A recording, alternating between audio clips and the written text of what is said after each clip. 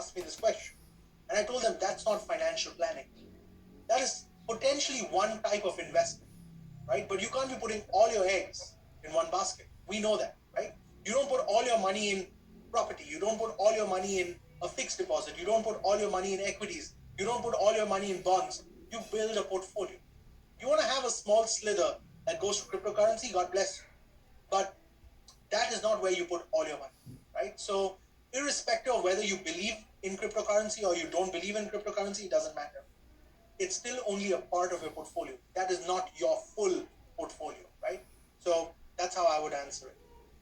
Now, what is the best thing to do if there are clients who do not respond to follow-ups, when in fact those clients were very eager on the first meeting to get insurance, but after two follow-ups, they're not responding anymore?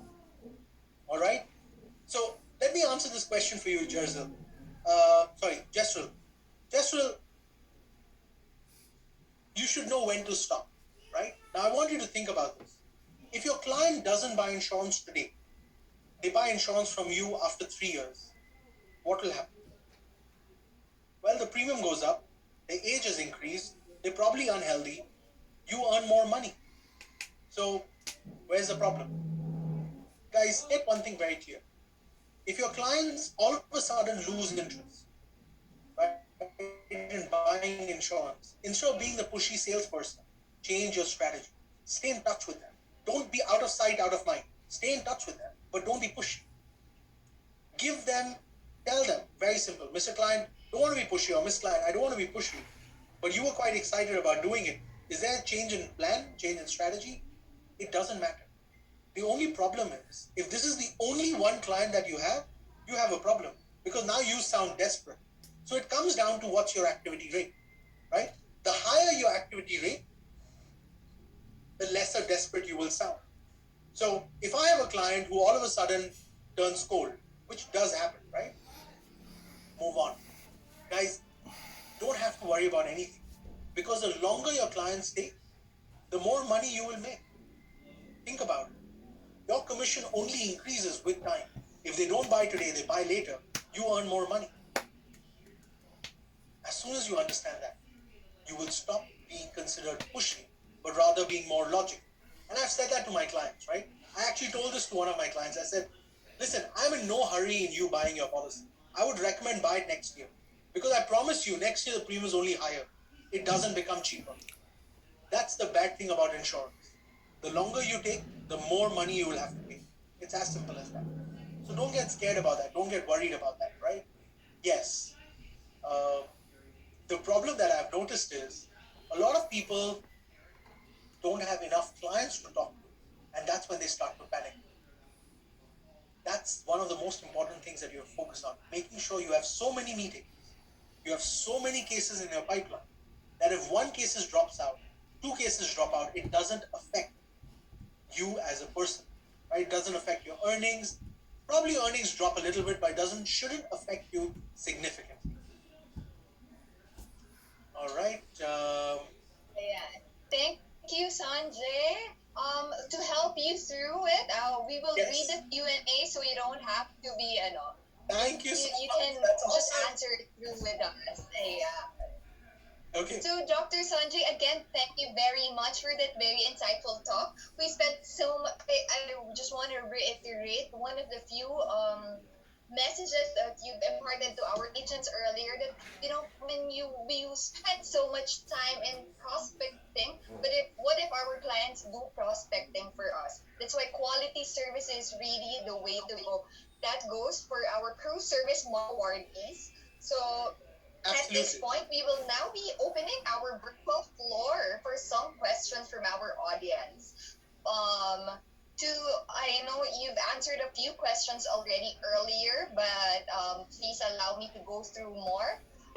For our next question is, what's your stand and recommendation with BTID, especially to young professionals and breadwinners? What is my, sorry, could you repeat that question? Okay. What is your stand and recommendation with BTID, especially to young professionals and breadwinners? What is BTID? Can you tell me what BTID means?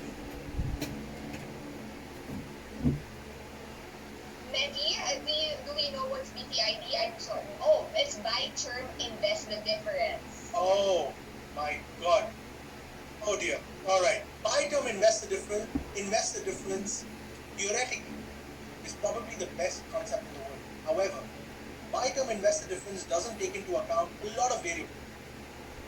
Do I believe in BTID? The answer is not at all. Because I realized something. Buying term and investing the difference is a very good theoretical concept. Everything has to work in your favor, everything has to work out exactly the way you planned it, and that's not how life is, right? Life is ups and downs. I want you to think about it. How long do you plan to stay married? So let's say I asked you that question, right? How long do you plan to stay married? The answer is forever. Now, term insurance is very good to cover short-term liabilities like a mortgage, a personal loan, a corporate loan. That's great for buying term. But when it comes to protecting your family, buying term and investing the difference is not the right strategy. I've written a whole book on this, right? And one of the most important things is understanding that term insurance is a very cheap way to buy insurance when you can't afford it. But you need to have permanent insurance to make sure that your family is always protected. So using a combination of the two is the correct strategy. Buying term, invest the difference is one theory. If the entire world believed in that theory, if that theory was absolutely correct, then the whole life insurance market or the variable universal life product would not exist. By the way, did you know that VUL as a product is nothing but a BTID product? It is buying term and investing the difference. That's why it's called variable universal life. It allows you to do variable insurance and variable investments the way you like it. It's such a flexible product. So buy term, invest the difference doesn't really work. Long term, it doesn't work because people are not disciplined enough to buy term and invest the difference. The most disciplined people that I know have actually defaulted on this strategy. So, no, I do not recommend it. However, it can be part of the larger plan, but it cannot be the only plan. So, that's how I would handle it. Yeah. Thank you again, Dr. Sanjay, for that very insightful answer. Now, for moving on to our next question, is one of our question here is, how do you use Dr. Sanjay tips on how to approach a cold market and high net worth market? Okay, so let me give you a few tips. First of all, I don't work with cold market, and I don't believe we live in a day and age where you need to be in a cold market. Guys, come on. We all have social media accounts, right? You have a Facebook page. You have a Facebook account. I can promise you that each one of you has more than 200 to 300 people on your Facebook, right? If you have less than that, you have a bigger problem, right? Check your phone book. You have 1,000 plus contacts on your phone book. When was the last time you just picked up the phone and spoke to them? We live in a generation where getting in touch with someone is the easiest thing. One of my mentees asked me this question, Sanjay, do you have a text message? Do you have a script that I can send on WhatsApp to my clients or on Facebook Messenger to my clients? And I said, tell me something. If there was a script that could sell insurance, then we don't need you. A computer can just send it out to everybody. Think about it, guys.